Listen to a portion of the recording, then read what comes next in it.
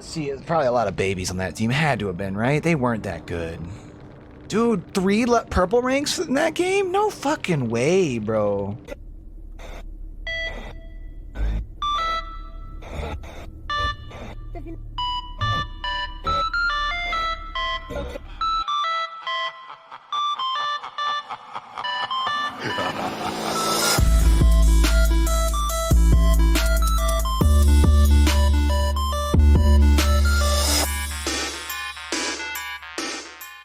Yo, what it do, what it do, what it do? It's your boy Q, and welcome back to YouTube, and welcome back to Day 1 to Rank 1 Dead by Daylight. Now let's go back into the fog. Now I know this isn't technically survivor gameplay, but I wanted to talk about the importance of taking some time to get into the mind of a killer in order to improve your survivor gameplay. As always, I would like to say if you are looking for a good community to hang with and maybe run some survivor games with from time to time, swing through over on Twitch where we stream 5, 6, sometimes 7 days a week, link in the description below, and say what it do, baby. But look, I'm not claiming to be the best killer by any stretch of the mean, but I can honestly say that I've seen a significant increase in my consistency as a survivor since getting into the purple and then down into the red ranks as a killer. It's important to realize what you're up against as a survivor. So that means knowing what killers are likely to be running what perks and why, and realizing things like why taking vaults and pallets is a bigger risk against a huntress, especially one that has proven that they can hit their hatchet throws, or understanding that if a killer always seems to be coming directly for you when you and someone else is working on a gen, that you're probably going against a killer with discordance. Or if a killer always finds you while you're healing, then they're probably running Nurse's Calling. And being able to identify these things early in a game is going to allow you to be able to make adjustments to your playstyle. Now, after playing as a killer, you tend to understand the amount of time management that it does take as a killer who is playing against a team of good survivors.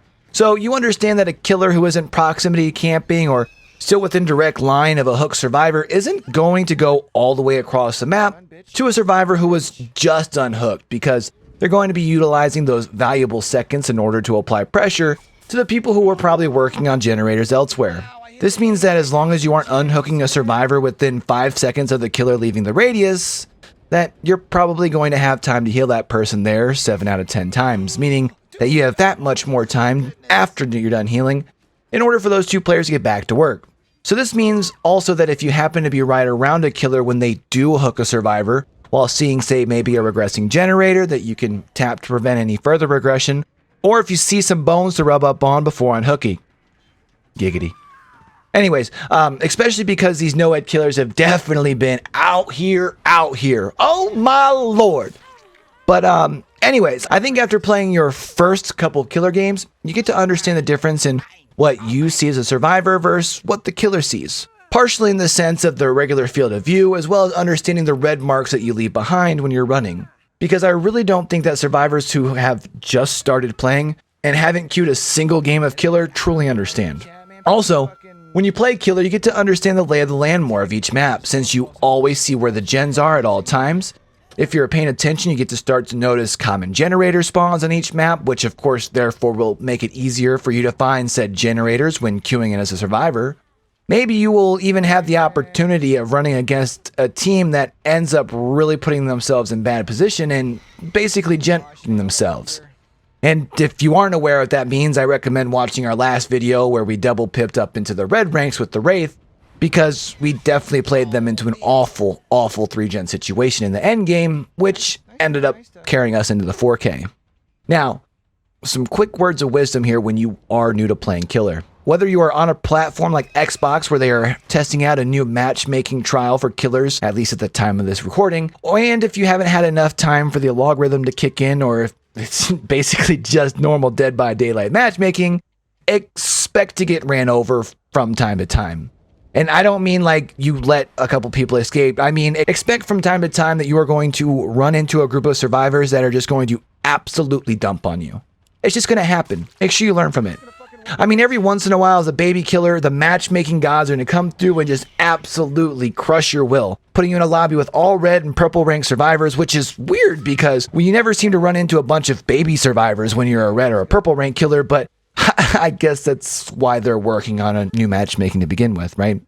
And the survivor main toxic community doesn't help at all. Like, seriously, can I get on my soapbox here for just a minute? You know the ones I'm talking about. The ones who never play killer because they get absolutely bodied every time they do, but they have the gall to sit there and teabag after every pallet's done. They teabag at the hatch or the exit gate when you've played a very clean game as a killer, and then they have the nerve to complain about the toxic killer that they have caused with their own toxicity. Because every killer's been there. You know, where you are going against a toxic surviving with friends team and you're just like, all right, F it. I'll take the hate mail and I'm going to tunnel the ever-loving crap out of you, David, because for some reason it always seems to be a David or a Bill. Anyways, let me get off my soapbox. But yeah, if you've found yourself in a little bit of a plateau as a survivor and want to really take your survivor games to the next level, play killer. I know that sounds weird, but I promise you, especially if you haven't played any killer or very, very little killer, spend a couple days and play killer and see what other strong survivors are doing. Learn the maps, learn the spawns, as well as look for things that you would do to counter your play as a killer. Now, if you've made it this far in the video and have found any of this useful, do me a favor and smack that like button, leave a comment below, and of course, if you haven't already done so, smash that sub button as well. That way you can get future DBD content. And again, if you're looking for a cool community to hang in and get some games in with, either myself or other DBD players, head on over to Twitch, smack that follow button, turn those notifications on so you can come kick it when we go live 5, 6, sometimes 7 days a week, and where we do play quite a bit of DBD as well. Otherwise, I hope y'all enjoyed the video. I hope you guys have been finding some of them helpful. If you would like us to potentially do something similar as far as guys to get better at killer, let me know down in the comments below. Otherwise, I'll catch you guys on the next one. Remember, have fun, don't be toxic unless the killer is truly asking for it. Maybe then give him a good old teabag conga line when you get all 4 people out alive. Until next time, this is your boy Q, signing out. There's a daily challenge for her, so I'm trying to knock it out.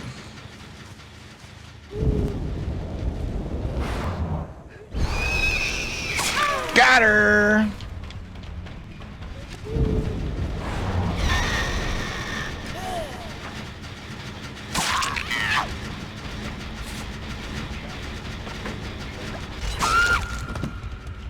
That was bold. That was alpha as fuck, actually. Nice full commit. About time y'all got A-gen done.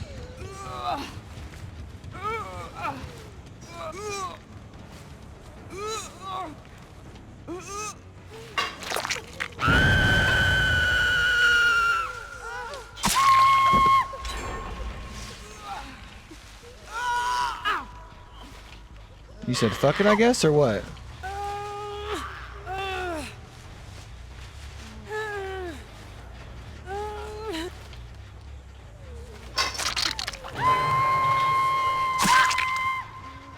I'm so confused as to what's going on here.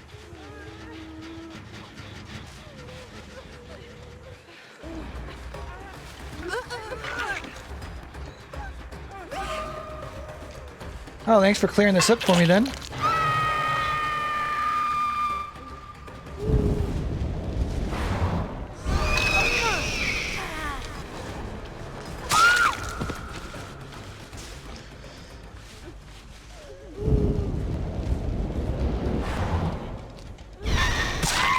Not today, bitch.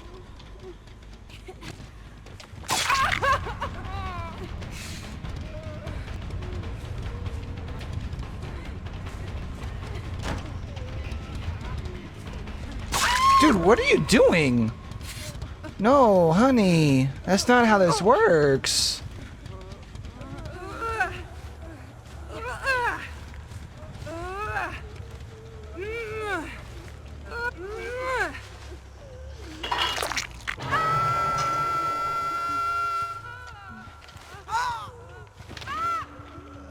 These kids just got wrecked all the way around, chat.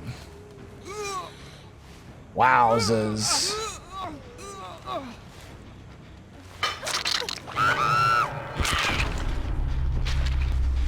That is insane.